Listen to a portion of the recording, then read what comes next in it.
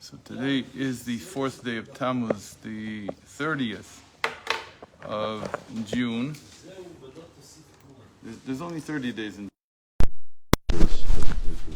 There's a rhyme for this. Something. Anyway, so yesterday we saw the key here. And the key was that he says that even though knowledge is not a creation, it is what he calls an hitpashtut. Hitpashtut means an extension. So it's an extension of God Himself, as it were. And again, this is a tough parable to explain. So you said knowledge? Knowledge, because it has special standing. It's not like anything else. It is just an extension of the powers, of the godly powers or divine powers. It's not the etzem itself. It's not God in and of Himself. So he gives us a first parable. That when we think and when we speak, that is not the essence of what the soul is. Now we're looking at ourselves to try to understand this. So we wouldn't say that the soul is a thinker or a speaker. We wouldn't say that.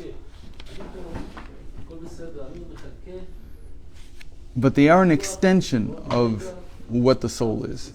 So what's an extension? So an example would be, this is one example, but let's try another one. Hopefully I'll get it right. The extension of rays of the sun from the sun. So a ray of light is not the sun. It's not the same thing. Okay. But you have to say it's an extension of the sun. Right, that it is an really extension. Good example, yeah. That's the example he gives usually. The Alter Rebbe gives. Tzemach Tzedek here gives the example of the soul.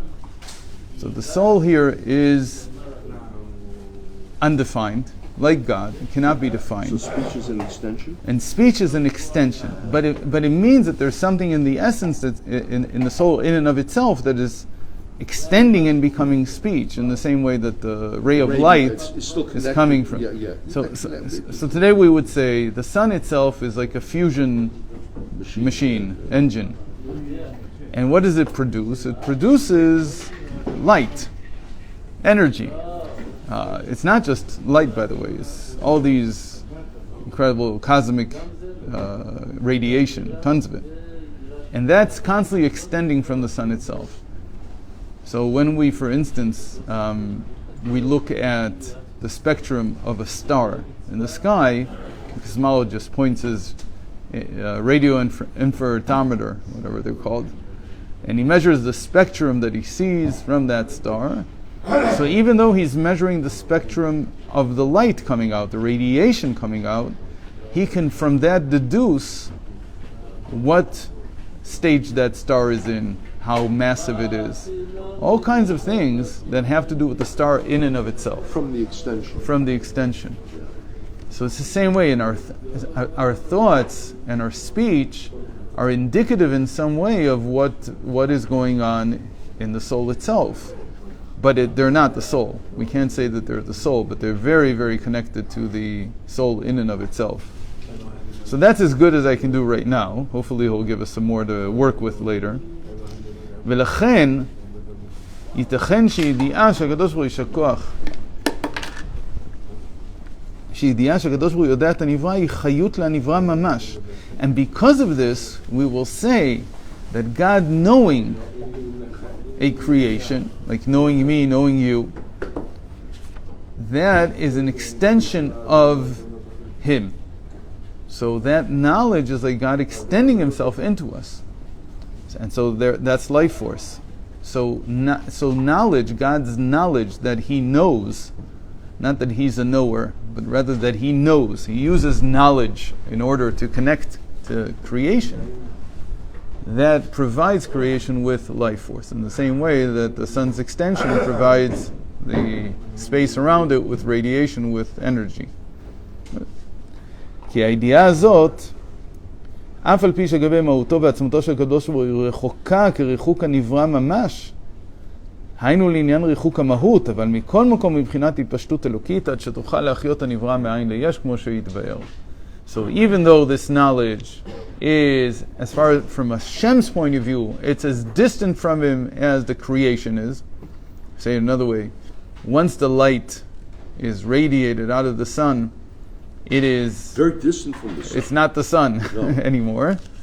So from the sun's point of view, It's a continuous thing. Right. There's a, but from our point of view, from our point of view, it's it separate. looks like Yeah. there's a continuation. Wait, from our point of view, okay. Yeah, because from our point of view, we're Oh, deducing we're, what we're it. getting it, and Right. yeah, correct. But from its point of view, the light that it emanated that's finished, it's it's gone. Yeah, it's yeah. energy that wasted. It's gone. Yeah, yeah. So the same thing with our thoughts and with our speech.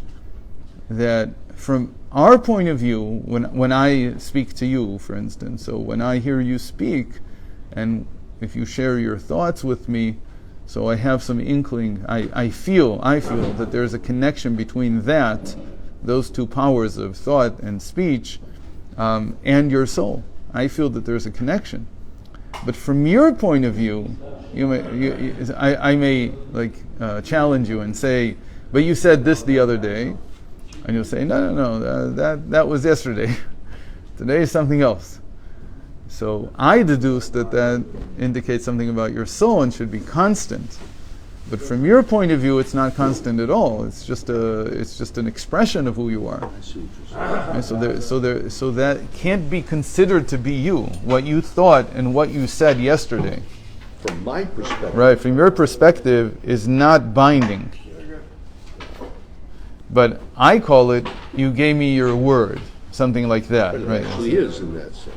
Oh, that's if you decide that it is. Right? We all know that I mean, in Torah, I in can't Torah, help with the thought, but you know, when Hashem spoke to us, that is still reverberating. That right, is still a right. same From our point of view, that is completely 100% an extension of God, Yes. and that's what gives life to the world, Yes, and so yes.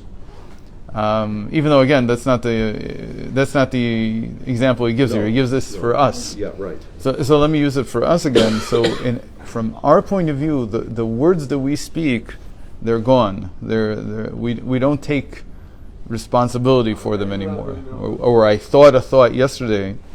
Okay, so I thought the thought yesterday. What's the big deal? Today I think differently. Right? That's much more. I don't feel bound to it. But tzaddikim do. And that's why they remember everything. The Rebbe remembered Maybe. everything. Could be. But let's give a counter example. Maybe you could say this is not a tzaddik, but if a person makes a vow, a neder in this case, not a vow, I don't remember what they call it, a neder. A neder is like, I take upon myself to do so and so. And then he comes to a scholar, to a Talmud Chacham, and he wants it. He wants to be freed from it. Yeah. So the Talmud Chacham says, did you think that when you made this promise, did you think about this contingency? Did you think about that? Yeah. He says, no, that I didn't think about. Okay, so you can disbind yourself from it. You can let go of it. Because you see that the thought doesn't contain everything. It's like, what am I asking? I'm asking, so you yourself, do you still hold by that thought? I say, no, now that I know other things, You can be released from that. I'm released from what I thought yesterday, from what I even said yesterday. Yeah. So we could hold a person accountable for it, but you have to have agreement that it's really that way. And you also have to understand that even if a person gives you his word, he's not bound to it. And in the end, it's a matter of trust. It's a matter of confidence. So if a politician says one thing one day, another thing another day, nobody's surprised, right? If you say to your child this or that, so everybody's said the phrase, that's a promise, I'm sorry, I can't keep. Sure. Because not everything is that. So it's not binding in that sense. So that's what it is by us. Yeah.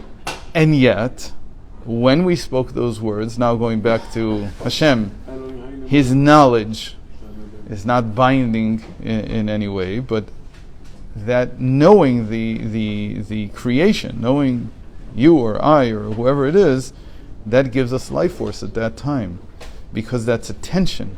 That's Him extending himself towards us. Right? It is an extension.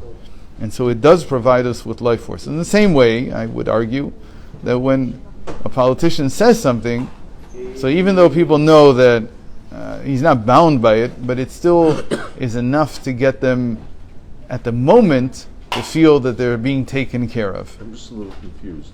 Hashem doing what? Hashem knowing. By Hashem it's knowing. It's not speaking It's knowing. or That's a constant knowing. what? It's a constant. No, why? Now he knows me, now he doesn't know me. So for instance, when they were in Egypt, so it says until the very end, there was no, it says, at the very end only, it says, Vayeda Elokim, the God knew. What until then? What happened until then? What, he didn't know they were in bondage? He didn't know they were suffering? He says, no, because he didn't use that extension. That's... Yeah, it's an act, but it's a special act. It's not like the act of creation, so to speak. Or right. Yeah. Creation would be more distant. Yeah, you're right. Because it's creating something, as it were, completely separate. Yes. Here, this knowledge is an extension of Hashem. This verb to know has unique standing. Okay, so we'll end here. Oh, somebody else's. I think.